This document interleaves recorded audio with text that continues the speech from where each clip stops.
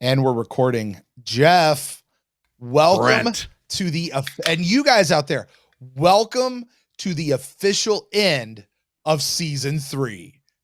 I have bittersweet emotions, but I'm mostly excited because if this was what it was, and is what it was, I can't even imagine what's coming. What about Will Be? Ooh, I don't know about that one because, I mean, Will Be is no more. Because we haven't, oh, yeah, that's right. Which is a weird, like, was, is, will be, but is not. Yes. But yet, still we know that Brett the Hitman Hart. Best there is, the best there was, the best there ever will be. Absolutely. The excellence of execution. Absolutely. Absolutely. Hey, listen, we're not here to talk about Brett the Hitman Hart. We are here to talk about season 3, Babylon 5. This is a very special show today out there, YouTube. Very special show. This is not a regular episode.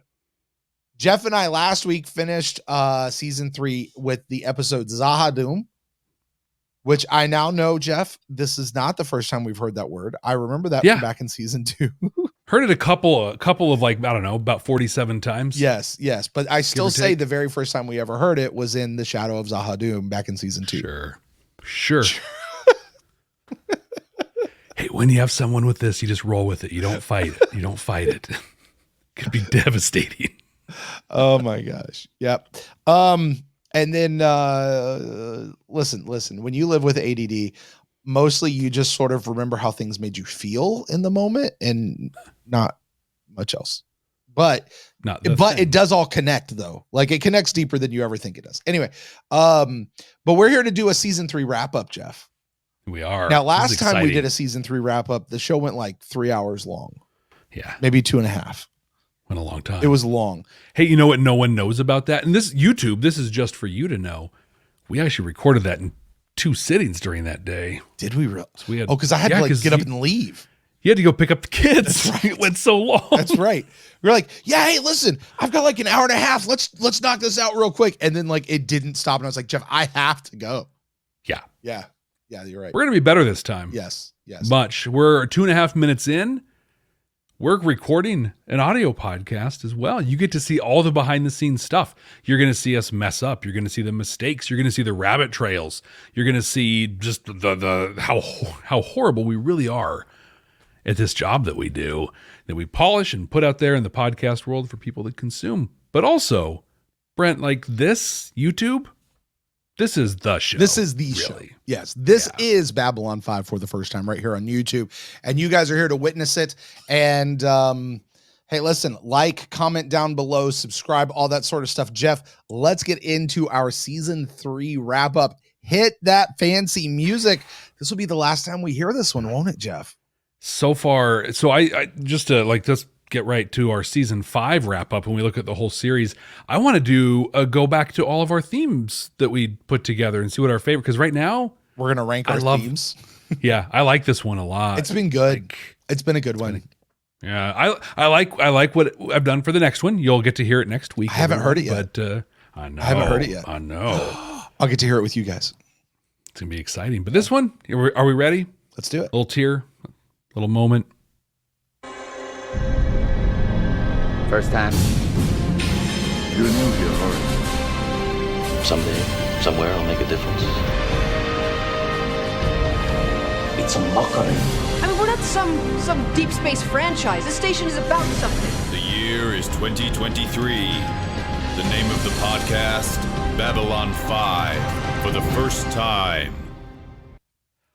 Welcome to Babylon 5 for the first time, not a Star Trek podcast. My name is Jeff Akin, and I am watching Babylon 5 Season 3 for the first time. And I'm Brent Allen, and I, have watched Babylon 5 Season 3 for the first time. And Jeff, it is now time to take a break from the show just a little bit to collect our thoughts here about season 3 before moving on into season 4. Jeff and I are 2 veteran Star Trek podcasters watching Babylon 5 for the very first time. We are 3/5 of the way through the show. We are searching for what we call Star Trek like messages in the series and trying to decide how much we really like it.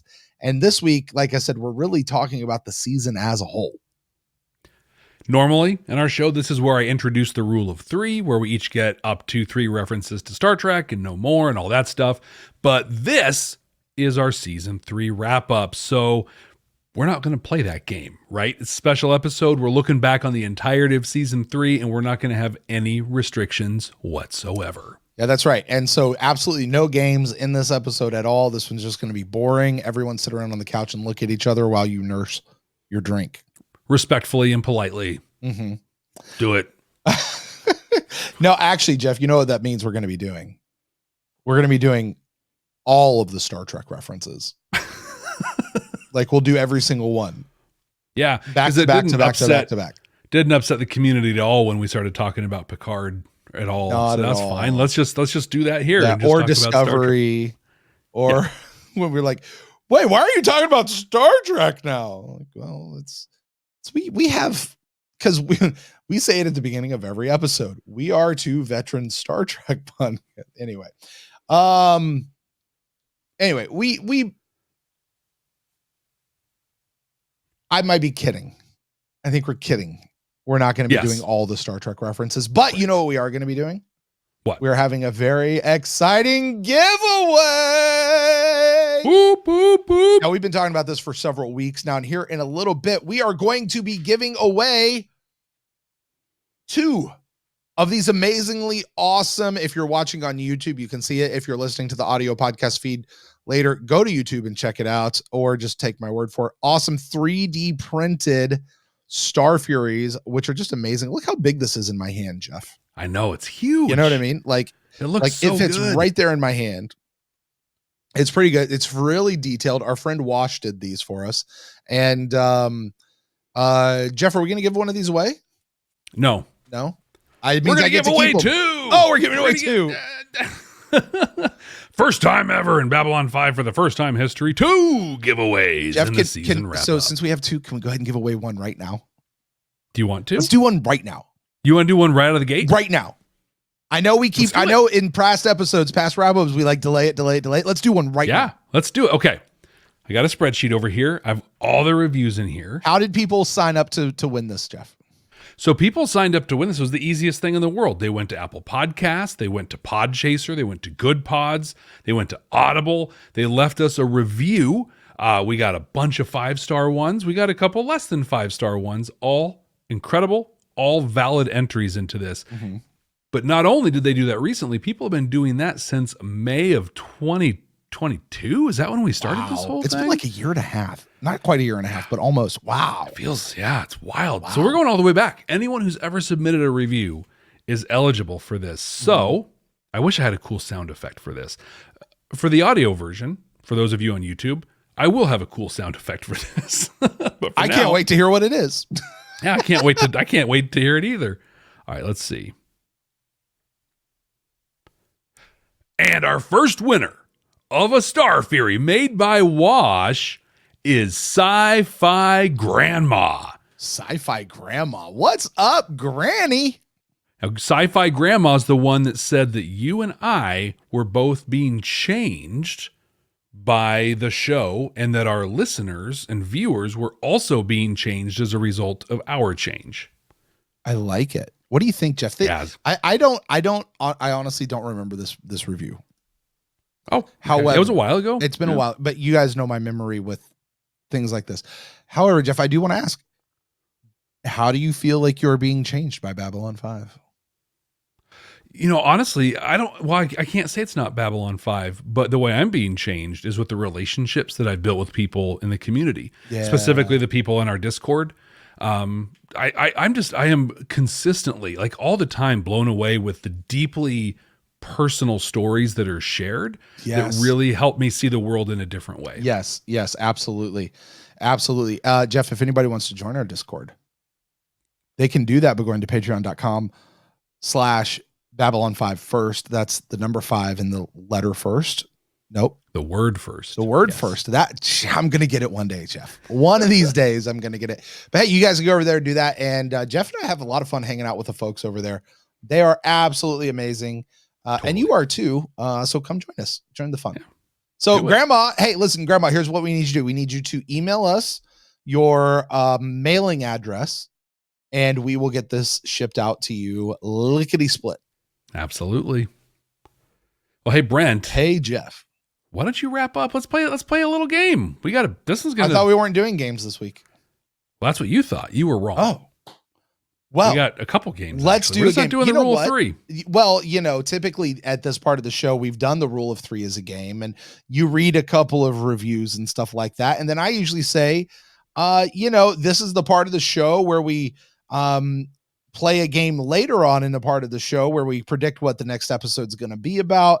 And now's the time to pay the piper and look back and see what we predicted last week that this week was going to be about. Except this is not a show about an episode. This is a show about an entire season. So here's what we're going to do, Jeff. Last time during the season 2 wrap up, we predicted what we thought season 3 as a whole was going to be about. And now is the time. I'm sure we'll do that again for season 4 later on today. But now is the time to pay the piper and look back on what we said in season 2 and season 3 was going to be about and just see how right we were. So, Jeff, do you remember what you said season 3 of Babylon 5 was supposed to be, and how close were you, given that we've now seen the whole thing? So I said that Babylon 5 was going to leave Earth, secede from Earth. Yes. Boom! Then I said that in the episode Point of No Return, because that was the name of the whole season, that was where Sheridan was going to leave Earth. You were so close. Off by 1. Well, but that Point of No Return, Messages from Earth, and Severed Dreams, which Point of No Return was in the middle. I did those out of order. Those are kind of like its own little mini arc series. Mm-hmm. So you're kind of right. And still off by 1. But I'll tell you where I was exactly right, though. What's that? Is I said he'd be very Picard in how he did it, and he would give people the opportunity who didn't feel good about it to just walk away. Yeah. And one dude did. Well, yes, because they had to. Yeah. There's a whole lot else that happened in this season I didn't even touch on. But what about you? What did you think this one was going to be about? Well, I said this is where the Shadow War would erupt. Do we think the war's on? Like it's on, right? They're in the open. Yeah. So that's good. And then I predicted what you said. Although I think I said it first. You just put it into the episode name. But I said that Babylon 5 was going to break away from Earth. I don't remember what it was from season 2, but I remember there was stuff, particularly in the last several episodes, that was like Babylon 5 could operate independently. And there's been some maybe foreshadowing or something that kind of had my mind thinking, like, what if Babylon 5 broke away from Earth and became its own thing, given the way things were going? And, and then I also said that they would become the hub for the resistance to the bad guys. And absolutely, Babylon 5 is the hub for the resistance to the bad guys. They got a treaty and everything. Dude, you and I did great with predicting season 3. The Earth parts of it, at least. Like, sure didn't even get close to the mark on how this one ended, but we didn't get there for season 2 either.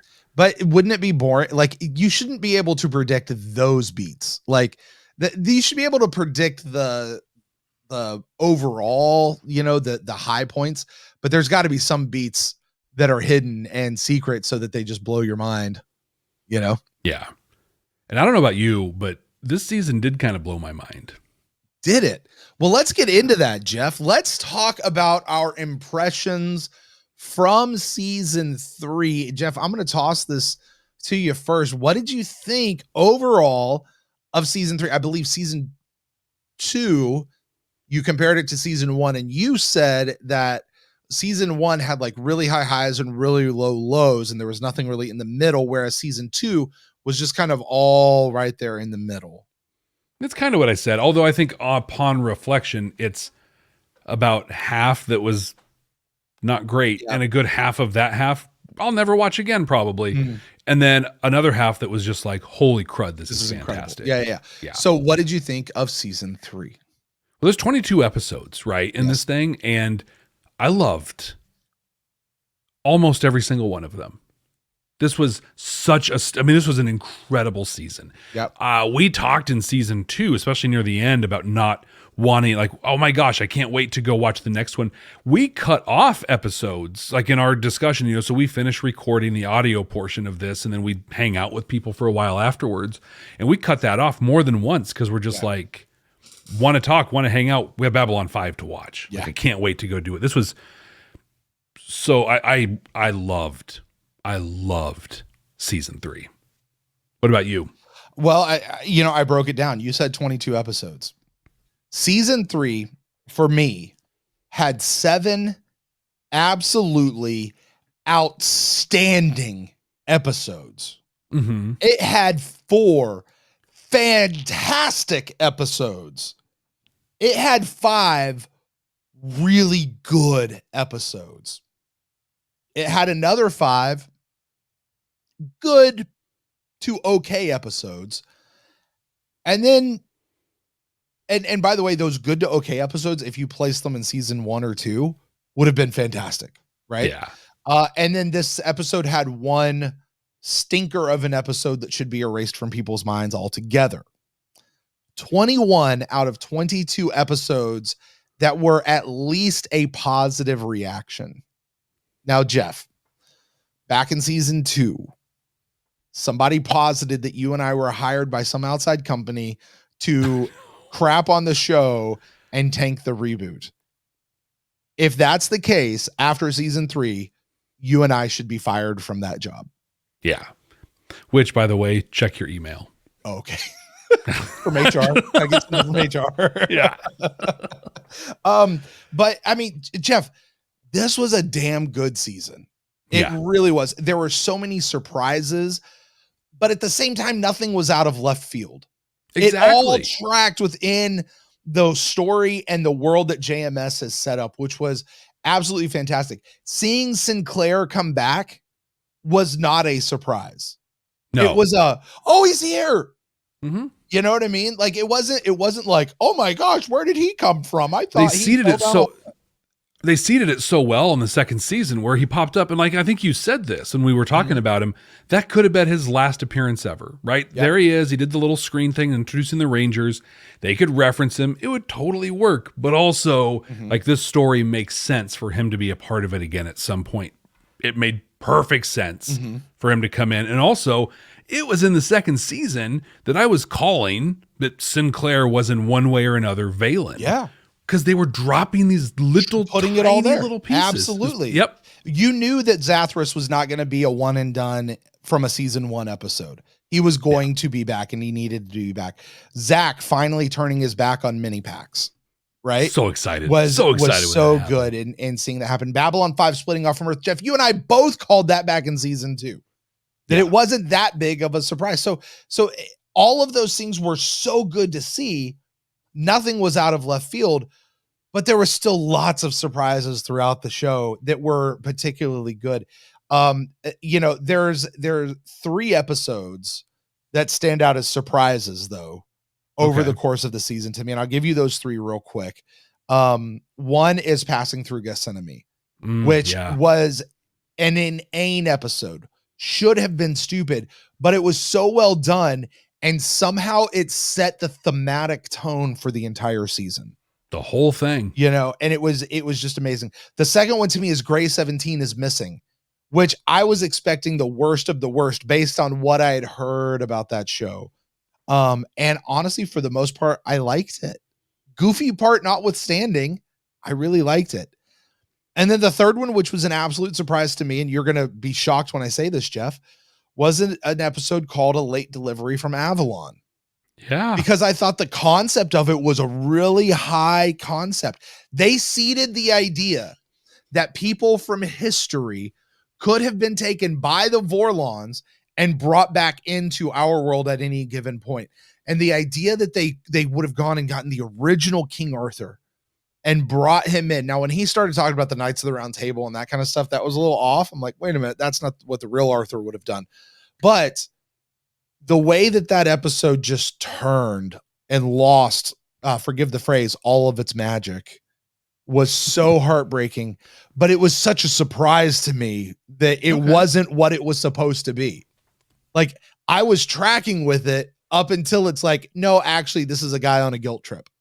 Yeah. You know, like, when it could have been, and we talked about it. We're like, Yeah. Arthur could have been real, and Arthur went to Avalon, but Avalon was actually the Vorlon homeworld. Yeah. And what a great story. And they seeded the Vorlons are angels and part of our history. So the idea that actually is a carryover to redefine that, like, it works. Yeah. A Vorlon being the Lady of the Lake. Yeah. Yes. Absolutely. Yes. No question. And then all of a sudden it's just kind of ripped away from you of like, oh no, it's just a dude on a guilt trip, which again, they already did that episode back in Passing Through Gethsemane, but they did it better there. Yeah. And it was even that was an interesting take on it, but because they introduced it in this package of like, here's a great, cool, like fantasy sci-fi Babylon 5 concept. No, it's not. No, it's not. Yeah. So, I do want to get into the stories that I loved though, but we're going to do that here in a segment in just a moment. So I'm going to save it. I want to save it for that, but I'll just wrap this portion up just by saying this was a great season of television. The season was a great season of television. This is why people fall in love with Babylon 5. This is what those folks who back in season 2 were like, oh, this show gets so good. The show gets so good. And we're like, This is why they're saying that. And I get it. I think what this season showed me was the great magic trick to borrow on what you were saying earlier that JMS pulled and everything. He sold the concept for a show that was an arc, but he had to do it in a way that the studios and everyone thought, oh, here's my syndicatable Monster of the Week episode, sort of a sci-fi thing. And so he had to take all of season 1 and basically have episode. Season 2, which was episode and a little bit of arc and a little bit into season 3, where like that Messages from Earth, Point of No Return, and Severed Dreams, like that is one continuous episode that are also 3 unique, and specific ideas that were in there. Like he played a huge trick on the world, and season 3 is where it starts to pay off. Right. So well done. So well done. But with that being so well done, Brent, let's just be real right here. You and I both value transparency. We're basically the authority on ranking all of the episodes within the seasons that they happened in. I mean, we've already developed the 2 definitive lists, one for season 1, one for season 2. Those are objectively correct rankings. 100%. Yeah, 100%. You can argue with them. You're wrong. Yeah, exactly. Like, we're the authorities. Yes. We did the same for season 3 this whole time. Okay. Now no, go ahead. I'm going to say the same thing you are. Go ahead. Now, last time we took about an hour and a half to go through everything and kind of rework where it was. Brent, I want to make a proposal. Please do. I want to make this a little tighter for us. Jeff, you and I are of one mind, my friend. How should we do that, Jeff? So what I'm thinking is between the two of us, we're going to alternate. You can start. And each one of us can make 3 moves. Because we're Minbari, right? We do everything, right? We play the rule of 3. Yeah. We're all of these things. So like, for example, you could say, I think that A Late Delivery from Avalon is the greatest episode of this season. It's the new number 1. That's move number 1 for you. Okay. Now I can use my move to change that back. No, it's 22. And you can use it to move it back, but or pick another one or whatever. We could use all 6 of our moves fighting over that one episode. Which if we do, then we're way off base on what we thought of this season. Sure. But yeah, so what is we'll just alternate. We can each make 3 changes. Does that work? I think that's fine.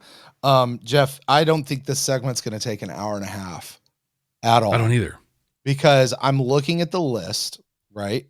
Jeff, do you have, can we pull up the list? Do you have it for our YouTube? Yeah. So if you're on YouTube, if you're an audio person right now, God bless you, you're not going to be able to see this. But if you're on YouTube, this is going to be popping up on your screen in any moment whenever Jeff clicks the little button.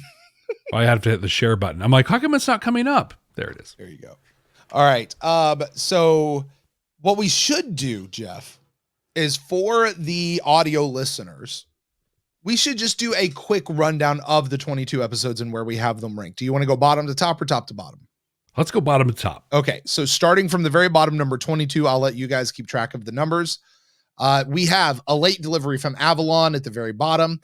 Coming up from that, Ceremonies of Light and Dark, Exogenesis, Convictions, A Day in the Strife, Walkabout at number 17, Seek Transit Vir at 16, Dust to Dust, Voices of Authority, that's the one with Chicky, Matters of Honor, which was number 13. Gray 17 is missing, sliding in at number 12, way higher than most people I think would put it. Shadow Dancing in at number 11, bringing in the bottom part of the top half of the season. Passing Through Gethsemane at number 10, making a top 10 entry there. Interludes and Examinations at 9, and The Rock Cried Out, No Place to Hide. Messages from Earth, Ship of Tears, which was the Bester episode, and then the top 5. Point of No Return, Severed Dream, War Without in Part 1, Zahadum, and War Within Part 2, taking the top spot of the season. Now, Jeff, you said I get to go first. Can I stop you real quick? Yes. Before you dive in? Mm-hmm. Here I am. I'm full of proposals. And I promise you, none of them are going to be indecent. Okay. I appreciate that. Sorry to disappoint there, but... Folks, Jeff looks nothing like Sharon Stone, just for the record. I don't.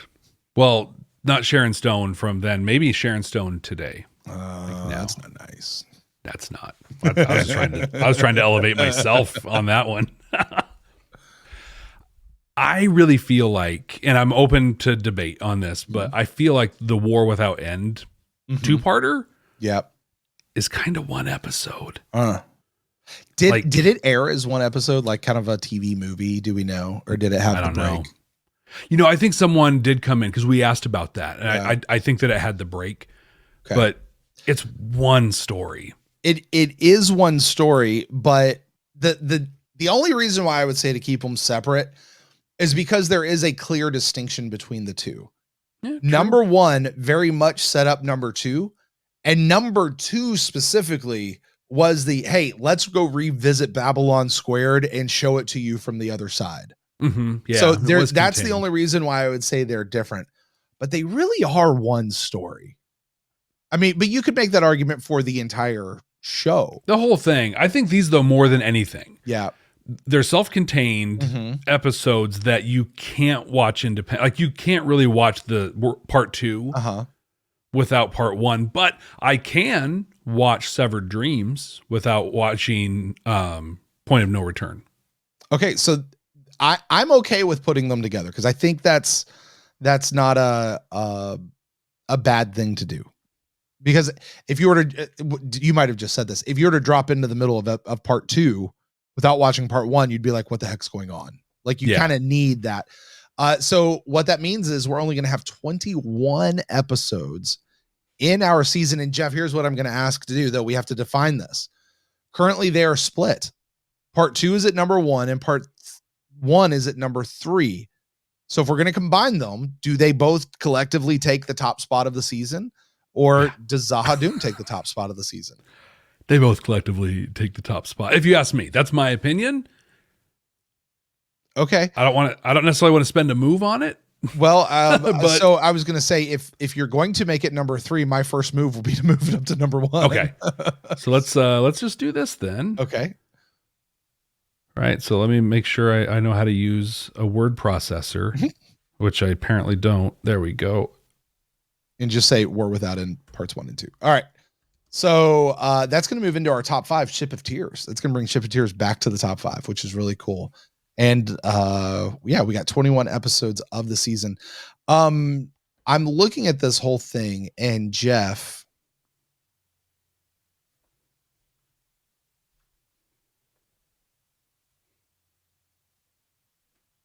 for my first move,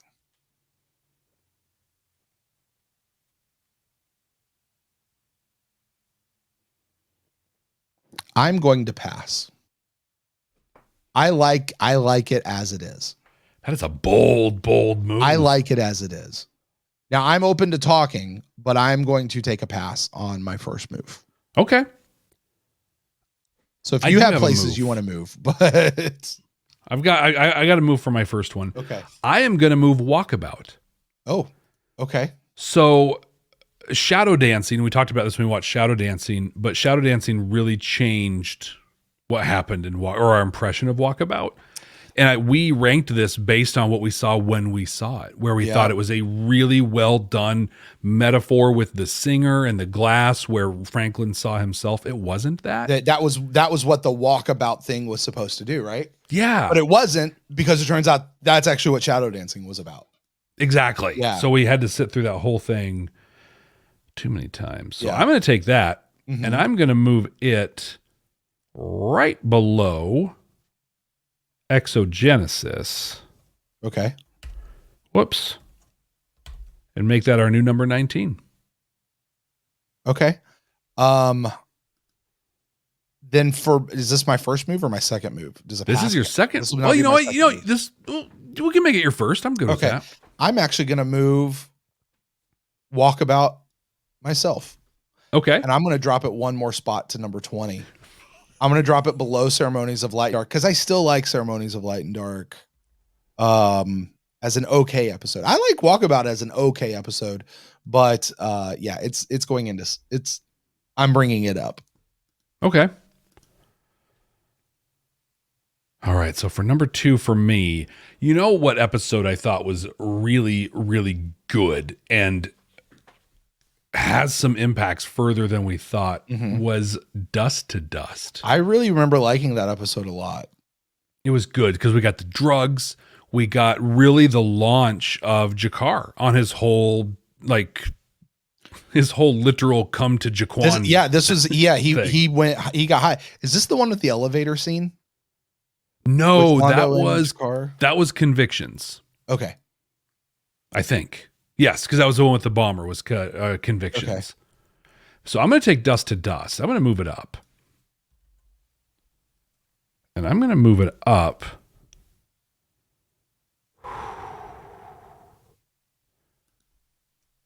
I'm going to make it our new number 11. Oh, you're pushing Gray 17 is missing back. I down. know.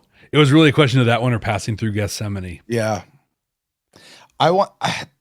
Everything in me wants to move Gray 17 down just because of what it's supposed to be. But what it's supposed to be isn't what it is. It's not what it is. It's a good episode. It really, Well, it's a mostly good episode. yeah. And we've seen that, but like the episode was fine. It was a really good episode.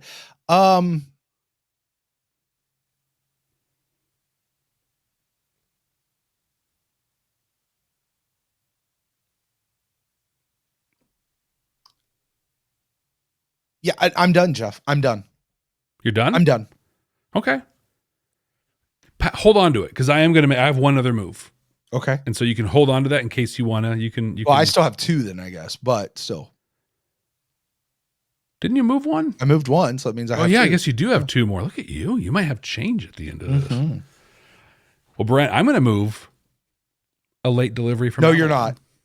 I will move it back. Just so you know, wherever you move it, I will spend my last 2 if I have to, because I will override you and put it back. This is not going any further higher than where it is right now at 21. It's at 22. Wait, what? There are 22 slots for this season, right? I'm going to move point of a later. So, from I'm Avalon to sorry, number wait a minute. 22. We're going to combine War Without End, and we're going to have 20 episodes, and then you're just going to leave a blank at 21. Yeah. And Are you then okay you're with that? putting in a late delivery from Avalon. Yeah. You know what? I rescind my entire statement. I'm not touching it. I'm going to leave it right where it is. It was so disappointing. I mean, we already talked about it, but it was so disappointing. Well, here it is. We're going to go. I'll take this one for our audio listeners, bottom to top. A late delivery from Avalon at number 22. Literally anything else in 21. Walkabout, Ceremonies of Light and Dark, Exogenesis, Convictions, Day in the Strife, Seek Transit Vir, Voices of Authority, Matters of Honor, Gray 17 is Missing, and Dust to Dust. Top 10 starts with Shadow Dancing. Number 9, Passing Through Gethsemane, Interludes and Examinations. And the rock cried out, no hiding place. Messages from Earth. Ship of Tears, Point of No Return, Severed Dreams, Zaha Doom. And at number 1, War Without End, Parts 1 and 2. Jeff, I got to tell you, I'm looking at these, and those top 7 episodes are such standout episodes. Big time. And then the next group of episodes are still really freaking good. And I think that next group really has that, like, yeah, there might be some stuff you could nitpick about it, but the guts of the episode are really, really good. You know, and then you get into like, hey, these weren't necessarily the best, but I'm not changing the channel if they come on. Mm-hmm. You know, and then there's the other ones that are like, hey, these are good episodes still.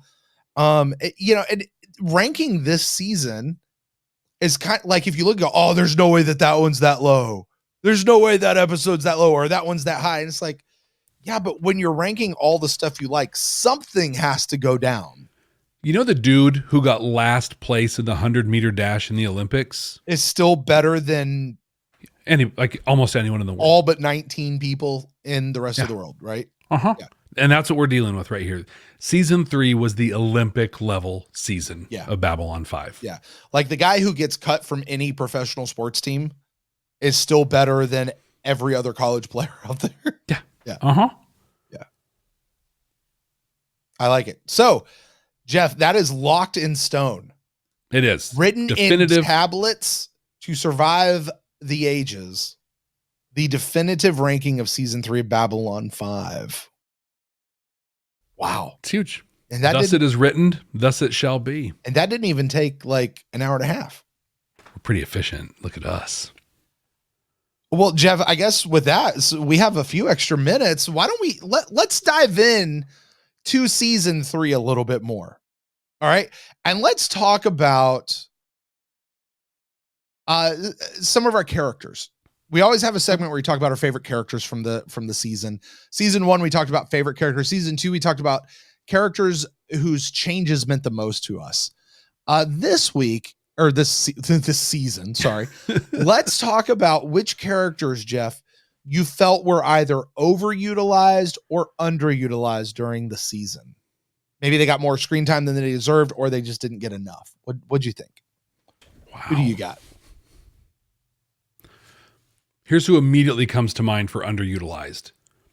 Ivanova. Yeah. In season 2, like, she was running the station, right? When it started out, she was, trying to keep everything held together. She got a promotion. She was learning diplomacy. We found out she was a latent telepath. We saw the beginnings of a relationship with Talia. All this stuff. What did she do in this season? Yeah. I mean, at the very end of the season, she kind of got involved, right? And in a couple of things, but it's kind of just like her job stuff, And yeah, I mean, and she was the voiceover. She was the voiceover for the credits, and just there wasn't a lot for her. What about you? Who do you think was underutilized in this one? I also had Ivanova, but I did have a few others. These are more of the side characters that I would have liked to have seen more. But honestly, I thought Marcus was highly underused. Yeah. Like we could have followed Marcus on any of his off-world adventures, off-station adventures, and it had just been so fun. But I also had Lanier. I really would have liked to have more Lanier. But the one that really jumped out to me was Brother Theo. Right. He comes in what, the first episode, and then we get the tone setting episode of Passing Through Gethsemane, which focused on him, and then we didn't see him again until the end of the season. The very end, when the Rock was crying. Yeah. And and here's the thing. He didn't need more. I don't even know that he needed to be in every episode, but he could have been in 10 episodes, even just like in a bit role. Like they're just there. And because apparently these monks are doing something for the station, like, hey, we need this thing. Great. Have the monks do it. Like they could be the thing that makes stuff happen, When Sheridan and Delenn were trying to find the pattern in the attacks, right? Like, go to your pattern people. Go to your data people. Exactly. Yeah. And let's face it, great use. the costuming and makeup for those guys wasn't that expensive. Yeah. So just bring them in. Central costuming and brown shift. Listen, you had all those people come in that were extra Minbari. you can have these guys come in and bring that. So I would have liked to have seen more. Am I mad that they weren't there? No. Am I okay with how it turned out? Sure. But I think they could have been used. Also, I would have liked to see more drawl. Yeah. Like the whole thing about the planet below and the machine that's on that great planet. We still don't know a ton about that thing just yet. What we know is it's been there for at least 500 years. Mm-hmm. But the whole thing with Jaquan was 1,000 years ago. Yeah. So like that, the math isn't tracking for me. I still think that Zathras 1,000 years ago built the Great Machine. You think he built it? Yeah. Interesting. I mean, he knows it. Yeah. He worked for a long time. Yeah. It's interesting because like we talked a lot about Drawl and just over the last 2 seasons and how the new actor who's the younger version of him and our impressions and how much he grew on us. Like I didn't start out loving him, but I came to love him. But I feel like he and Marcus kind of fall into a similar category for me, where if there was more, I think we got the perfect amount of Marcus because he's kind of the snark of, like he's the one bagging on the French, and stuff, and very contemporary to our time and a lot of the stuff that he says. Right. And I feel like more of him would have gotten to be too much. Whereas Drawl, he was so operatic in everything he did. It was awesome and fun because we got him a couple times. In fact, we talk about overutilized characters, and I have a really hard time with that. Like, who was overutilized in here? I mean, I could say Franklin easily because, I mean, as our community often points out, I'm incapable of giving that guy even a second look. But I feel like this season was really well balanced as far as like no one got shoved down our throats. We didn't have a Kefir like from season 2 that they just had to keep shoving in our faces all the time in this one. I can't really think of an overutilized person. I don't know if you I got had one. someone. Oh, absolutely. Yeah. The guy that played King Arthur. Touche. I mean, he was in one episode, and that was one episode too many. It's fully overutilized. I feel like I can't argue with that. I'll tell you somebody else who was underutilized. The dude that replaced Brad Dourif. Yeah. Like, I want to come back to that guy. I want to see him, but I want Sheridan to have to face that. Yeah, deal with that. So want him to come in, do something incredible, save Sheridan's life or something, and Sheridan have to be like, "But you're a filthy murderer." Yeah. Oh, it'd be good. Yeah. Hey, maybe he's the shadow. Or to double down on the, hey, you actually are a new person. Yeah. And that's what I'm saying is get him to buy in. Yeah. Like that would be such a great story, of just go through the trial, have him save him and have him come to the realization that like, oh my gosh, people can change. Do you think we might, we always hear about that, like JMS lays down threads and then he picks them up, but sometimes not till seasons later. Maybe that's like a season 4, season 5 episode. Yeah. That'd be cool. Or again, I think that Gethsemane as a whole, including that character, was really just like, that's letting us know. Remember that guy you thought was a bad guy back in season 1, Jakar? Yeah, it turns out he's Jesus. Also, remember that guy you thought was a lot of fun and had a silly hairdo? Yeah, it turns out he's Darth Vader. There you go. All right, well, let's do this. Let's move into this, okay? Let's talk about storylines from the season. What storylines did you love and which ones did you kind of not love at all? And I'm going to separate because here in just a moment when we're done, Jeff, I want to talk about specific moments. So don't confuse storylines with moments. Okay. My favorite story. Yeah. Oh my gosh, this is hard. Because 3, quite a few come to mind. There's just a lot of really good ones in this one, but I'm going to tell you the best one that was almost the most shocking for me, and that's the best. It's Bester's storyline. Oh, so good. It's so well done. Good. Yeah. And not only am I saying in season 3, but Bester from season 1, like back when he showed up in Mind War to now, just the arc that he's been through. And I think it might have been Dust to Dust where I first brought up, I'm like, I kind of think Bester might actually I think they are the bullies to Bester. He's not the villain. I think he's they're the villain to him. And then he kind of came in and showed that. And I just thought, I thought it was really, really well done. I loved the Bester stuff. I actually have that as one that I hated. Really? But Really? for a reason why, though. Because I liked the story so much that it really made me mad when we needed him the most. They didn't call on him at all. Or even mention him. Right. So that's something. So we talk about the monks not being utilized, Bester not being utilized, people not be like resources that we have, Draw and the Great Machine, resources we have not being utilized very well in the war so far. Mm-hmm. Yeah. I didn't like the King Arthur stuff in this season. Oh no. But you didn't say what you liked. What did you like? You know what? what? Did you love? I mean, there's a reason it's the #1 episode of the season. Going back to the whole War Without End storyline, picking up Sinclair as an ambassador on Minbar. He's leading the Rangers all the way through to, turns out he is Valen, which I'm sorry. I still I was looking just the other day at the picture of him when he steps out as a Minbari. I'm like, I don't see Michael O'Hare under that makeup at all. I just don't. Like, you could have showed me that picture. Yeah. You could have shown me that picture. I wouldn't have known it was him. You could have said, this is Valen. And I would have been like, cool, we're getting a flashback. Uh-huh. Yeah. That's it. And you could have shown me a picture of here's Valen with these two angel wispy dudes before I ever knew what those were. And I would have just been like, yeah, that's Valen. And there's something weird behind him. Yep. There's the flashback thing. Yep. That's exactly what I would have thought that was. But being able to go through the story of Babylon Squared, but look at it from the other side, that's just a great way to do a story. It's a super creative way. It's not the only time I've ever seen something like that happen, but every time I do, if you do it in a good way, it's just good TV. Well, I've never seen it done 2 seasons later. Yeah. Right. Like you see, it's like this episode is this, the next episode is the other person's point of view. This is 2 seasons later, whole new cast of characters, massive context changes. Like it took that really exciting episode from the first season and just like, yeah, you thought this was cool. Look at all this stuff over here.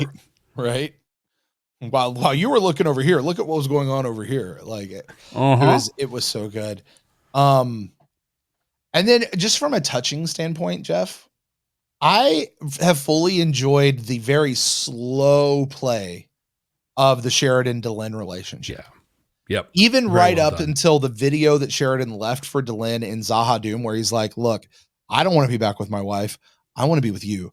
And I love you. And I want to stay here with you. And I love this relationship that has developed between Delenn and Sheridan. Yeah. And I think I love it because it was done slow and naturally, and it wasn't forced.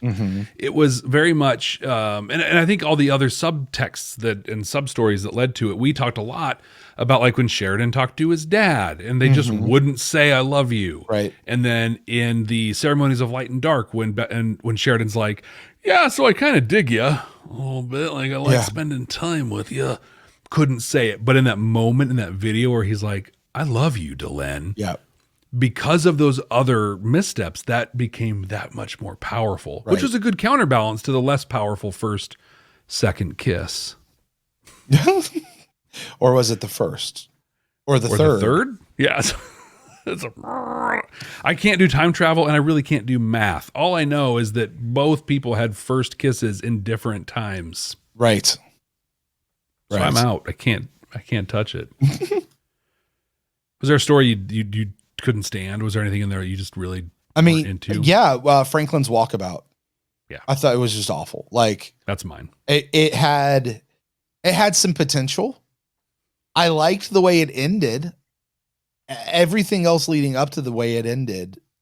Like I would have been fine if it was the lounge singer.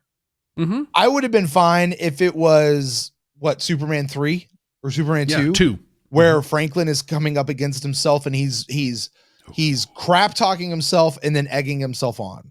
Yeah. And well, it been even better because Deathwalker was in Superman 2. And so that could have brought the Dilgar back in. Yes. There you go. I love it. That would have been the best. And then the Toth comes back in and we're all good to go. beats her down. Yes. Original Natoth, by the way. Yes. But I would have been fine with either one of those, but having one completely negate the other, good call on the ranking of dropping one because it recontextualized it. I think that's really smart. I'm glad you said it, because that was what I had as mine. And as soon as I said, "Oh, the Franklin is my least favorite story," people have been like, "You can't see Franklin for anything. You just hate him." No, it was not a good story arc, and it had the potential to be. I really think if they had finished it with Walkabout and then gone through just this sounds so clinical, but to go through the mechanics of his withdrawals and his DTs and then finding help. Oh my gosh, that would have been a much better use of everything, and ended in that same place, right? Yeah. Where he's being cool to people and trying to, let me help you be better. I think if he'd have gone through the Walkabout, had the experience he had with the girl, and realized who he was, and then if he was still out for several episodes, maybe he's in a rehab clinic and he's going through all those DTs instead of being curled up in a corner somewhere. He's actually in a spot where he's actually getting help. Like that would have actually been more interesting to me. Also, rather than just forcing it on himself. Look at Brent forcing Star Trek into having things like substance abuse treatments and mental health treatments. What a Star Trek dream. I can't believe I got a buzz for that. Jeez. Oh,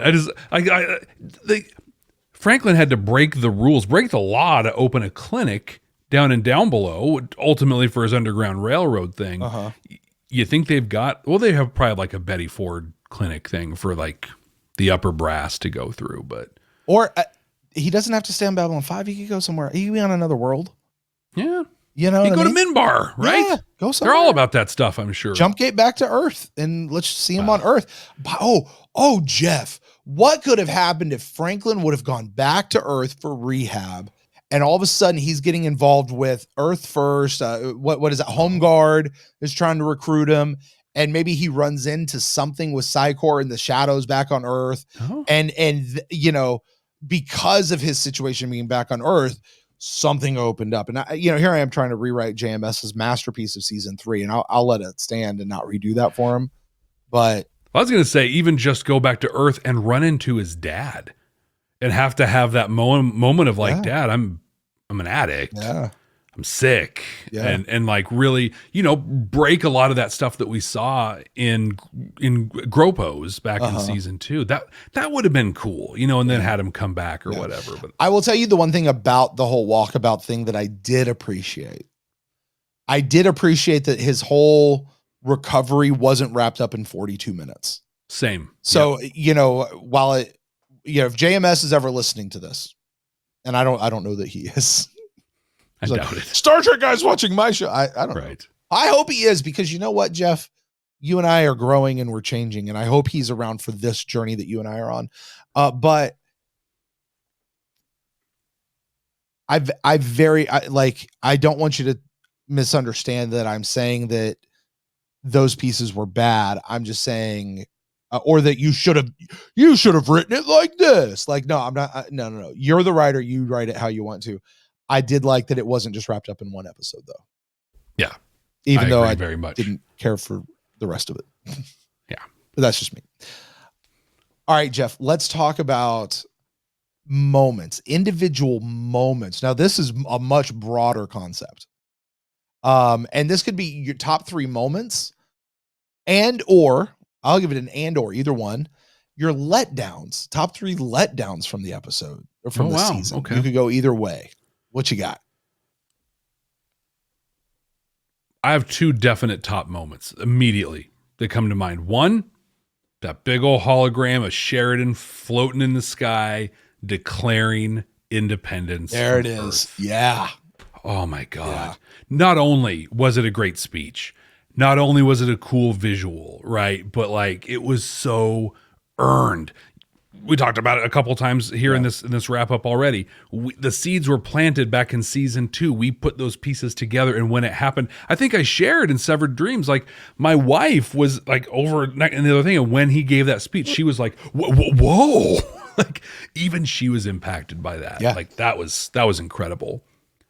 The other one that was huge, of course, was the moment when like Sinclair is Valen. Yeah. Like, the way they did it was like where Marcus just kind of looks up. He's like, whoa. And then we got the reveal, and it was validating because I predicted it, but also it was just so awesome because again, it was seeded all the way back in season 1, Right. that we were going, so those are the two that immediately come to mind for me. One of my letdowns, though, I'll say one of my letdowns was Veer. I feel like, and I am, let me just say, I am confident this is part of his growth and his arc as a character, but I think we came into season 3 with a growing Veer. Yeah. Growing in his confidence, in his strength. And he lost a lot of his edge. We really saw that in Seek Transit Veer. And that's one of the reasons that I didn't care for that episode so much, is it undercut a lot, in my opinion, undercut a lot of the development that we've seen from him so far, that I'm confident we will see payoff later, but also just in this moment of this season. Like, I just think back to season 2 in when he went into got in Morden's face. Was that Shadows of Zahadum? I think where he did the little wavy thing and I want to see your head on it. It was. Like that's and then in that episode too, he stood up to Sheridan, right? So he's standing up to Sheridan, he's standing up to Mr. Morden, and then we got him like cucking to some female Centauri that he hadn't even met before. Right. All of a sudden. Right. Like, oh, really? That's kind of a letdown. I have hope, very high hopes for where that's going to go, but in the moment, that was a big letdown for me. I also liked, I can keep going on the stuff I liked, but the dad stuff, right? So Sheridan talking to his dad. Yep. Oh, love that scene. Yep. But also the other side of that where Kosh, through Jakar's drug infused haze, had him talk to his dad when he was there. And then again, using Sheridan's dad when Kosh was like, I'm getting beat down. This is like, it was just a really cool through line of like that power of that relationship. Okay, I'm gonna let you. What were some of the moments that you were big for you? Yeah, so I also had the Babylon 5 breaking away, so I won't rehash that. But I have two Londo and actually all of my moments involve Londo and Jakar. Okay. The best moments of the show are Londo and Jakar. Do you agree? All the time. Because Yes. it is Londo. Yeah. So all It's three the of mine, all three of mine are Londo and Jakar. First of all, Londo and Jakar in an elevator. Londo and Jakar in an elevator. Living it up when I'm okay. I can't do that because that's not cool. Anyway, not cool. that scene, like where we've sat back for a whole season through season 2 going, we need to get these two guys together in a room again because they're magic and we've been missing it. I feel cheated because they're not in the same room. To be able to get that back and just see how great those two are, where Andre Katsoulis is sitting there, not even saying a word to Londo when all of this is going on. And he just starts laughing at him and he's like, we're going to die and I'm going to watch you die. And I love it. And then suddenly they get rescued and he's like, no. And, it's so good. It's so good. My other one is the death of Rifa. Oh yeah. Where Londo and Jakar, where it turns out this was a planned subterfuge between Londo and Jakar. Yeah. Knowing, so that means they've been having conversations some way, somehow, unbeknownst to us, which is awesome. And I need to know and more. awful. And awful. And awful. Yeah. It's just cruel to like keep them away from and us. it's cool to, yeah, right. Right. So, but that, I mean, that whole scene of the death of Rifa intercut with the gospel singer and how Londo's just like, I played you like a fiddle. Also, I played Veer like a fiddle, but I had to. But I played, it was just, and Jakar's just like, get him, leave his face, make sure they find this data crystal, and let's go. Go to town. Although I will say the Narns still have a goofy way of attacking people. Just this arm like haymakers going at them. You know what I want to see? What's that? So it was beautiful the way they intercut that beat down with the gospel song. Yeah. I want to see somebody cut that together with Dr. Dre and Ice Cube's Natural Born Killers. Hey, internet, do your thing. Yep. Do your make thing. Yeah, do your thing. Send it to us at babylon5first@gmail.com, and we will put it on the channel. 100%. Yes, we'll credit you everything. Like we'll put it on the channel. It probably won't be able to be monetized unless we can get the creator feed for it. Yeah. That'd be cool. Anyway. It would be cool. I'm also pretty sure neither Dr. Dre nor Ice Cube nor JMS are going to be happy about all those things coming together. But it's going to be great. But the rest of us will be. So why don't you think JMS wouldn't love that? That'd be dope, man. Have you heard this song? Yeah. It's one of my favorite songs of all time. Yeah. Actually, I love it. So my final moment that I'm going to put in as a top 3 moment, Londo and Jakar. Londo and Jakar's death scenes or death scene where, Londo's like, hey, actually, I'm good. I've put this Watcher dude to sleep and I need some redemption. And Jakar, time to come kill me. And then all of a sudden, there you go. For the folks listening at the on the audio thing, Jeff just put a Watcher on his shoulder growing out of his neck. But and the Watcher wakes up and all of a sudden he starts like that whole moment, which has been seeded since The Gathering. At least Midnight on the Firing Line. Yeah. When Londo said, my vision is we're going to kill each other, or we'll both die with our hands around each other's necks. Seeing that come to fruition, and knowing that like something has to happen between the Londo and Jakar characters on some sort of a redemption or reconciliation, at least to a certain degree. Mm-hmm. You know what I mean? Like, I don't know if it's a full reconciliation, but to at least a certain degree. It was a highlight of a moment for me. Yeah, that was so cool. And like you said, it was seeded at the very beginning, reminded us in season 2, and then we got to see it in season 3. Yeah. Like boom, boom, boom. Yeah. A couple of letdowns. You mentioned Veer. I'll mention Veer here. I thought his return to Babylon 5 was very wishy-washy. His demotion. Yeah. We watched him get promoted to an ambassador and kind of really doing pretty good, despite Londo's constant interference. But then to just demote him back, like that was disappointing. That was a letdown. Like, and now he's just right back where he was. Like, it didn't feel like it served the character of Veer at all. Right. I understand you want to get him back on Babylon 5 because he's a part of the cast, but I don't feel like that. I don't understand that thread and that storyline of why take him away in the first place, only to bring him back and do something like that. I know people out there clacking their keyboards right now. Just you wait, please don't. Right. Please don't. Well, because I think it's a couple of things. One, like we had assumed when he got the job that Stephen First got a different job also, right? So, hey, yeah, go film your sitcom or go do your Broadway play or whatever, and this. And then maybe that fell through. So it's like, oh, okay, well, we'll bring you back in. Mm-hmm. Maybe he needed that Minbari exposure to be that thing that pops up later in the future or whatever. But I agree. It was just like, oh, great thing, this happened. Nope, you're back and nothing has changed. Also, I'm going to beat you down worse than I've ever beat you down before. Right.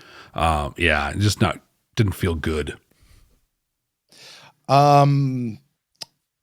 Another major letdown for me, we've already mentioned it at one point, when we realized that the lounge singer in Walkabout was not the thing of Franklin's Walkabout, was not that fulfillment. I actually liked that way better than I did what we got of, I'm going to see a vision of myself and talk to myself for a while. Although that was very compelling. That was a very compelling scene. But the metaphor of what's going on with the lounge singer, I thought could be there. I will say, though, the one thing I didn't understand how what happened to her at the end would have translated to his Walkabout thing. But I wish that could have been a little more clear. Well, this is how you do that, right? So her thing at the end is she had an actual medical condition. Yep. She's in med lab. Remember, we're like, how'd she get in med lab all of a sudden? Like, what's going on?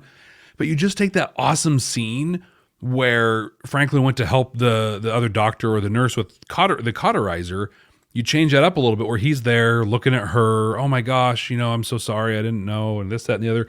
And he looks over and he sees the person doing something. He's like, hey, let me help you with this. Yeah. Like, you could have told the whole story with that lounge singer act. And I feel like it would have been a more beautiful metaphor than just blatantly saying, here it is. And hey, by the way, Boom. So I'm over the addiction right now, or I'm even more committed to being over this addiction. So now I'm going to check myself into a rehab back on Earth, where, by the way, we're going to find out something when we're back over there while he's going through his DTs and all that sort of stuff. Yeah. So like it was a letdown because you know what it was, Jeff? JMS didn't meet my expectations. How dare he? I know, right? Who does he think he is? Right? And then the final one, and again, this is absolutely not meeting my expectations, but it didn't meet yours either. The whole King Arthur thing, the reveal that he was not actually King Arthur, but he was somebody else. He was the gunner. And I don't want to take away from that story because I think that's an interesting story of like, what is the guilt of the guy who dropped the bomb on Hiroshima and Nagasaki? What's he feel like? That's what we're talking about. It's a real thing. Where they put it, how they couched it was such a letdown for what it could have been. And it was just, it was a disappointment, honestly, to me. And so, you know what else was a disappointment early in the season that almost made me worry about this season? Yeah. Was hearing the bomber's motivation back in Convictions. Right? Remember that when he's just like, so the guy's blowing up, he's literally blowing up Babylon 5 and he's like, yeah, people were mean to me in high school. Right. It was that I got evicted from my apartment. And it's just like, and again, like we're looking through different lenses, but I remember being into that episode and then that moment came. I'm just like, oh, really? Right. And one more honorable mention on stuff we loved. That moment, that split second when Zach turned on security guard guy and got all the Night Watch people trapped in the thing as he dove through the door as it closed. That was awesome. Peak Zach. There you go. Jeff, I want to do something. I'm going to pull a surprise on you because this is not in our show rundown. All right. Because I've been hiding something from you. Oh, great. But right now, just go with me on this.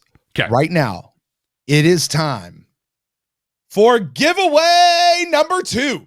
What? Yes. No. Let's go. We are giving away another Starfury. I want to give away 2. Another Starfury, Jeff. Somebody who wrote in a review who has not won yet before on any of our deals. This bad boy can't stay on my shelf back there. I've got to give it away. Who am I giving it to, Jeff? I'm excited for this one. Username on the review is Adam Paz. This is Adam Pastore. He's on our Patreon. We talk to him on the Patreon all the time. So Adam, you don't have to email us. Just hit us in the Discord or on Patreon. Yeah, just let us know where to send it. We will get it to you, Adam. Thank you so much. What was Adam's review? Do you remember? Do you have it pulled up like right there? I only have the names and stuff here. Gosh, so. Jeff. I can get it though. Okay. It's all right. Don't worry about it. I've got links to things. I can pull it up. That's cool. But thank you for that. That's cool. That's cool. That one makes me happy. Adam's super cool guy. Yeah. I just obliterated a later section in our notes, but that's okay. There's a plan. Oh, great. Now, I am actually going to pull something out that is not in our notes, but I do want to go to it before we step into the next section, Jeff. Okay. And we've done this in each of the prior season wrap-ups, and we should do it here. Coming out of season 3, we're wrapping up season 3 at this point. What are some of the big questions you have coming out of this season? What are the things rolling around your head? What happened to Sheridan? Yeah. I mean, that's the question. Yep. Right. Yep. I mean, we can dive into a couple other things. I still have questions around, God, I mean, just really that whole last scene in Zahadum, right? With Sheridan going down into the Sarlacc pit, the shadows that were just converging onto Babylon 5, just piecing out. Yeah. And where they, and Garibaldi, like what's going on with Garibaldi and his whole thing. It's fascinating now that I think about it, because at the end of season 2, I was all about like, gosh, I want to know what's going on Earth, this whole storyline. I'm so satisfied at this point with never hearing about Earth again. let them blow it themselves up, and Babylon 5 becomes the army of light or whatever it is. Yeah. And let that run. Where I have questions about Earth, but like for me, so many of the questions are wrapped up in that the end of Zaha Doom. I'm definitely with you on, what happened to Sheridan when he jumped down that big old hole. I've got questions about the motivations of the shadows. Like, are those the real motivations that we got? Actually, this question might encapsulate most of my questions. Is that real? Was Morgan and his friends really telling us the truth about the shadows? Do they really feel like that conflict is the best way to drive evolution of the other? And this is really altruistic on their part, right? But then so we also saw the vision of the future, and are we really going to destroy the shadows, but we're going to leave their the minions? And what was the other word they used? Dark agents or something. Agents and minions, something like that. What are these guys? What's happening there? That's a new thing for us. And is this whole scene with Londo as the emperor and the thing on his neck and him and Jakar, is that really going to come to pass? Because we know that the future may not be the future. Well, that was Sheridan's whole theory. Hey, I'll go off to Zaha Doom, and that'll make sure none of this stuff happens, because I single-handedly on my own decided that and took action. And that for some me reason. going to Zaha Doom is not what actually makes all this happen. Yeah. Even though it probably is. It probably is, right. Exactly. And then honestly, Jeff, this one comes a lot from you for me. What is the role of David in the story? And what's he going to be? I need to know if Marcus and Ivanova are ever going to get together. I know that's a thing. I still have a lot of question marks about the political status of Babylon 5. Mm-hmm. And then we got this info right. Was it at the end of season 2 or the beginning of season 3? I don't remember, but we saw a scene where we're on Earth in a Senate person's office, and there's Mr. Morden, and there's Psycor representatives, and there's the senator. And we're like, they're all in cat boots together. And they just sort of dropped that. And why are the shadows involved with Psycor if Psycor is supposed to hurt them? But we also know that they were using those people to power their ships because they make better connections, I guess, or something. Or something. Yeah. There's a lot of dangling pieces there. And then honestly, the whole Bester thing, what's he going to do? Because there was lots of opportunity for him to return and he didn't. Yeah. Now that may have been more Walter Koenig's schedule and not being able to come back, and JMS had to ride around it, or it just could be they didn't write him in. But those are I think my major questions that I'm looking for here in the remaining 2 seasons. Jeff, we're down to 2 seasons. I know. Yeah, we're getting there. The light's small, but it's definitely on at the end of the tunnel. It's getting bigger. It's getting bigger. All right, Jeff. Well, I guess as we look at season wrap-ups and where we are, that's going to kind of do it for us here for our main discussion of the 3rd season. So this is a spot where we look at, does it have any of that Star Trekky quality to it? Is there a deep moral message, or is it holding up a mirror to society, giving us hope that we can be better in the future? Jeff, this is where we'd normally rate it on a scale of 0 to 5 deltas and 0 to 5 Starfuries. You made a proposal earlier. May I make a proposal? I've been thinking a lot about this. Please make sure it's not indecent. That's kind of our tacit. This is not so tacit. This is a proposal that is very decent. And I think this may be a proposal that pleases so many of our listeners. And JMS, if you're listening, I think this proposal may please you quite a bit. Okay. Jeff. I don't even know who Joe is. I don't know.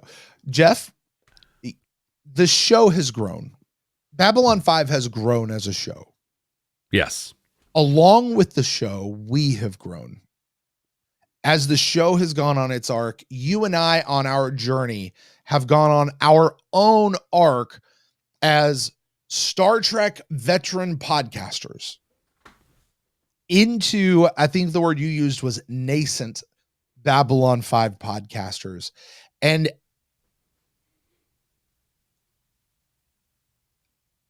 as we have discussed before in some recent episodes, the show, we kind of seem to be moving on this path. The show isn't Star Trek really at all the more we discover things. The Babylon 5 really is kind of its own thing. But it does do that sci-fi thing where there is at times a moral and a message, and it does hold up a mirror to society. And it's just not very Star Trek at all in how it does it. In fact, it's very Babylon 5. And it does it in its own Babylon 5 way, but it is still holding up that mirror. It's doing that thing that we think Star Trek does really, really well, and that all sci-fi should be doing. But it's just doing it so much in its own way. So I want to make a suggestion. Okay. I want to suggest that right now we jettison, we stop, we cease. We have given out our final Delta and our final Starfury for rating episodes. Okay. I think I know where you're going. And I suggest that from now on, we only give out Delta Furies. If I may. Oh, yes. All about it. I think we've talked about Babylon 5 seeding this natural progression of things, and it has. Just like Sci-Fi Grandma said in their review, we have grown and changed, like you said. And like 3 out of the last 5 some odd episodes, we've dropped Delta Furies in because here's this incredible Star Trek message told in a way only Babylon 5 can do it. Makes total sense. And I would even say it's not even a Star Trek message. Like, it's not something that Star Trek would even tackle. And Babylon 5 is tackling it. It's the sci-fi message. Yeah, right. Exactly. And I think that's where people have gotten hung up in the past. It's not Star Trek. You can't compare it to Star Trek. Well, we're not. We've just labeled it that way. And what you're saying, and I think if what you're saying is what I think you're saying, then I agree with, is it's time we just shed that label altogether and just say, here's what Babylon 5 is saying here. Yeah. And the Delta Fury, it's doing the message in a Babylon 5 way. Yeah. I love it. So, Jeff, I'm going to give it to you. How many Delta Furies do we give season 3?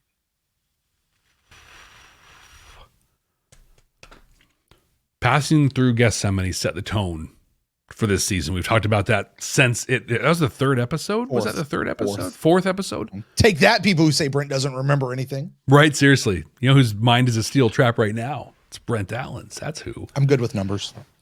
It's good. I'm not at all. But the theme of this has been forgiveness and redemption. That's been the theme of this entire season. And it played out in one of the final scenes, right? When Sheridan, who took it upon himself to go and solve this problem, redeemed himself essentially by jumping off the ledge and going in and into the Sarlacc pit for stuff.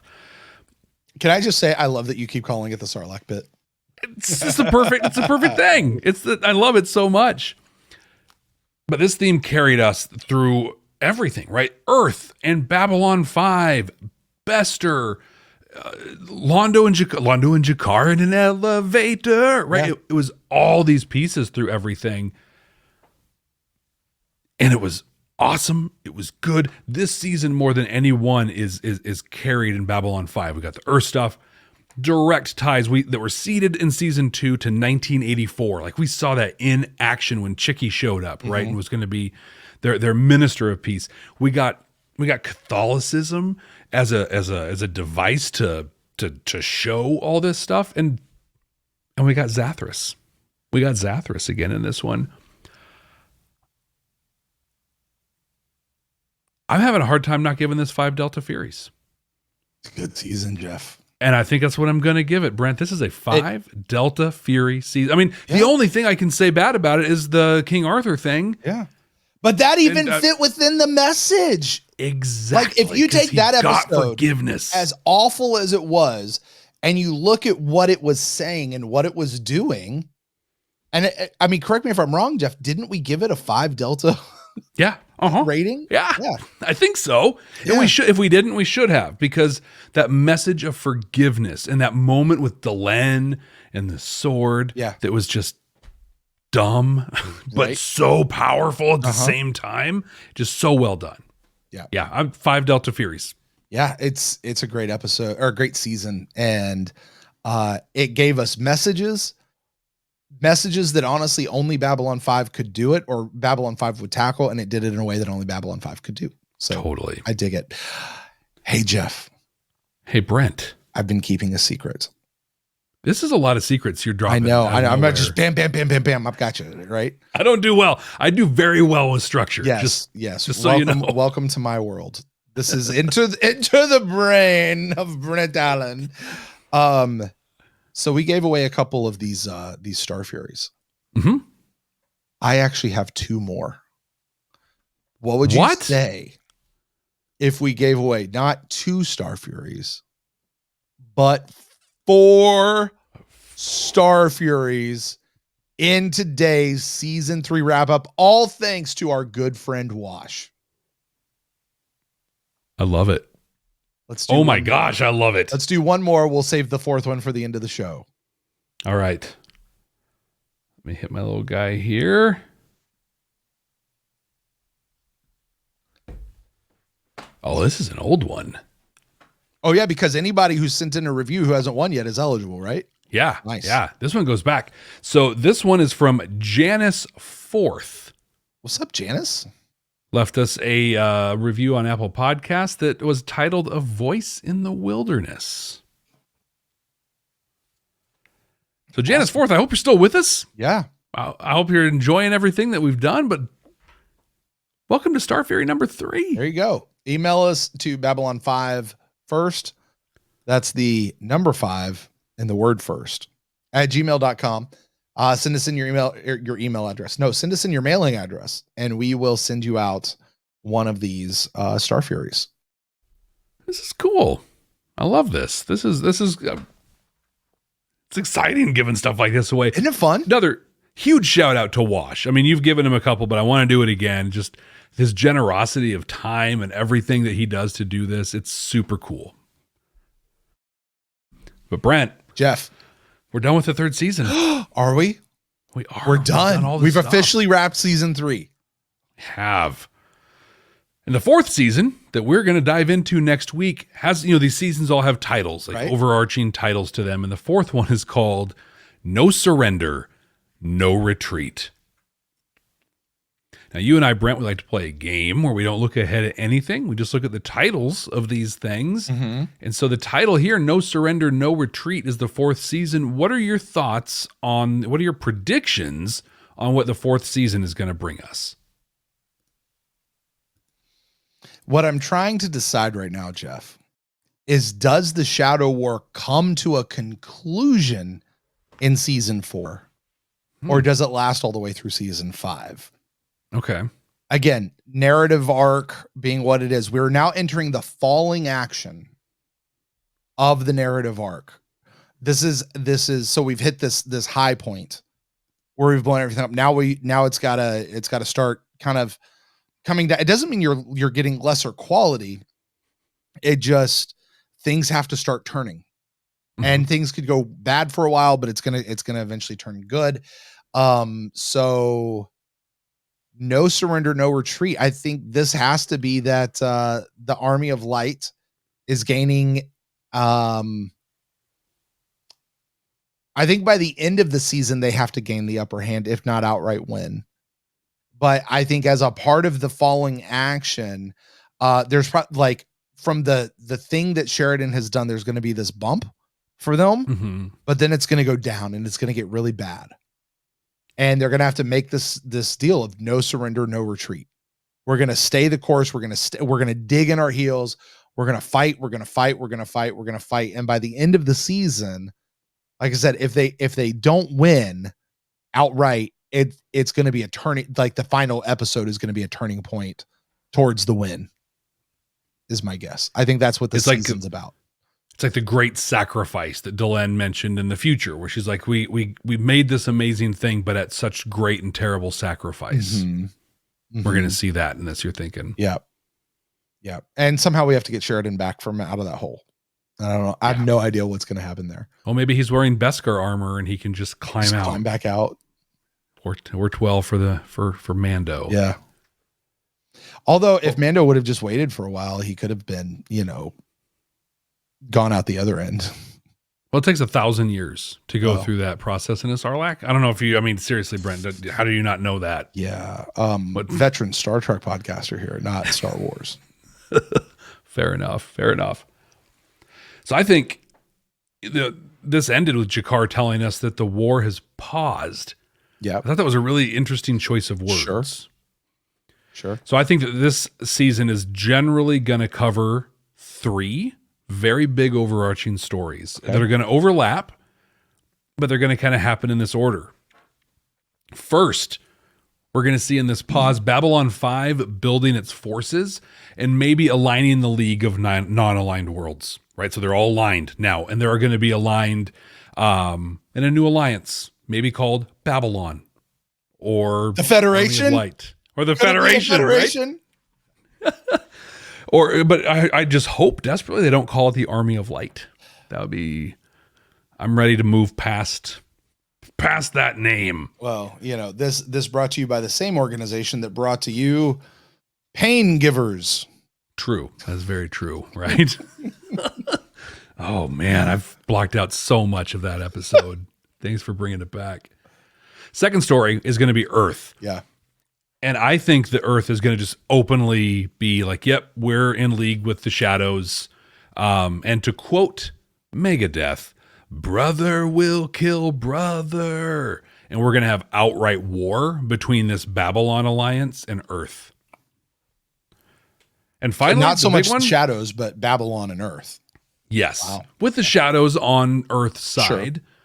Which leads to that third big story, which is the shadows, right? Yeah. It'll lead to the ultimate showdown, the granddaddy of them all. Yeah. In this corner, Babylon, and in this corner, the shadows. Let's get it on. And I think that the season 4 is going to end not with I think it's going to be that turning point where we're at war, things are not going great, but then the season ends with, this thing happened. And then season 5 is going to be that conclusion that brings everything together. I dig it. Well, now let's do the episode. Oh, I got to do 2 of these. Yeah. These are rough. These are rough episodes. Oh my word! And speaking of next week, we're watching the first episode of season 4. Let's do it. It's called The Hour of the Wolf. Like I said, all we know is the title of this one. So, Brent, what is your prediction for what Hour of the Wolf is going to be about? I feel like I've heard this phrase before. Mm-hmm. You probably have. I'm trying to remember what it means. Okay, here's what I know, just based on season 2 and season 3. The first episode is not what's JMS call them? A wham episode. It's not this big boom, welcome back. We pulled out all the plugs for the premiere. It's going to be a very mild. This is a week after the last episode ended, and we're kind of figuring out what's going to happen now that all of that's going on. I don't think we're going to see Sheridan in this episode. If we see him, it's going to be in the final shot, and he's waking up in the bottom of that pit. Or something of that nature. He's gonna just. It's his eyes opening. Yeah, and we're like, that's where he is, and they're trying to figure out what life is like without Sheridan. Maybe Ivanova gets promoted to captain of the station. Wow. Or I guess who would promote Ivanova? If something happens Delenn? to Sheridan, who promotes Ivanova? I don't know, because at first I think Delenn, right? But she's not over the station; she's over the Rangers. Right. I don't know. Right. Herself. Right. She is the ranking member on the station. So she declares herself Lord Captain Commander. Just cover it all. His Majesty herself. Yes. That is a reference to Queen Hatshepsut, the first female pharaoh of Egypt. Anyway. Yeah, so I think that's what it is. I think this is a very low key. They're figuring out what to do without Sheridan, and I wish I could know what this Hour of the Wolf thing is. I feel like it's isn't it it's something that happens like 2-3 o'clock in the morning, and like it's an hour where all the bad stuff happens. It's where the most people die during this hour. Yeah. It's where, like in movies and stuff, that's where there's the witching hour that happens, but then the hour of the wolf is where like all the bad stuff happens. Yeah. So I feel like they're dealing with a lot of that. But a lot of it is just figuring out Sheridan, and then we see Sheridan, his eyes open or something, in the very last shot of the episode. Hour of the Wolf is also a very intense Ingmar Bergman film from like the early 70s. Is a classic, really good one. It's got Max von Sydow in it, it. And so Sydow is this artist who has gone missing and is being psychologically tormented. And it's kind of about the torment he's going through and people looking for him. And so I think in this one, we're going to have people going out to look for Sheridan, right? They're going to put together search parties, go see if they can find any evidence of what happened to him. And then we're going to go through and we're going to see Garibaldi in his Starfury in the shadow, who's going through whatever torment that is to be inside of a shadow, to kind of set up his story, and what he's going through heading in after Sheridan. And we're going to find out next week. Yes. Hey, Brent, you know what time it is? What time is it? It's our regularly scheduled time for the giveaway that we've already given 3 away. Yeah, let's do number 4. Let's get it. So we've got number 4 now. All right. And you remember that scene on Spaceballs where dude walks in on Lord Helmet and he's like, "Have you been playing with your toys?" I feel like that right now. Just play. They're action figures. Ooh, I like this one. This one's just fun to say. Yeah. I'll tell you, there was one I was rooting for just so I could say their name. They didn't come up, but this one's still fun to say. It's TrekkieTreyTheTrekker. Yeah, I think he's one of our patrons as well. Really? I'm pretty sure he's one of our patrons. I feel like if they're not, if you are, and I'm like, oh, you're a patron, I'm sorry. Yeah, I feel like we've been talking to him in Discord lately. Okay. Yeah. Well, TrekkieTreyTheTrekker in their review shared some of their Babylon 5 story and how it impacted their life. Nice. So Trekkie, if you are a patron on our Discord, hit us up, DM us, whatever, and tell us your address. Otherwise, email us at babylon5first@gmail.com. Dig it. Hey, we're there. Do you have any other closing thoughts or anything? On to season 4, Jeff. Let's go. Hey, listen, it's not 2 hours. Let's go. Come on. Well, thank you, everyone. This episode. Come on. I know, seriously. You had me waiting. I'm so mad. I hate these weeks because I'm not allowed to move on. I hate these weeks. Let's go. Well, thank you, everybody, so much for joining us for our season 3 wrap up. Don't forget to subscribe or follow wherever you're listening or watch us. And hey, we just proved that on top of the cool value of getting your review read here on the podcast, you're going to be put in for drawings and really cool stuff. So go out there, leave your rating, leave your review, and Brent, until next time. Yeah. So, we changed from Deltas and Starfuries to just Delta Furies and kind of moving away from the whole Star Trek thing. Are we going to keep riffing on that old Vulcan quote at the end of our episodes? We haven't talked about this yet. We haven't. I think we're kind of off of that now. We've been doing it for quite a while. Instead, what do you say we riff on an old Narn quote? Oh, yes. Which one are you talking about? No, it's the one that Jaquan wrote. Honestly, it sounds like it could have come from Star Trek somewhere at some point, except it's not. It's totally from Babylon 5 and Jaquan. No one knows the shape of the future or where it will take us. I like it. This is my first time.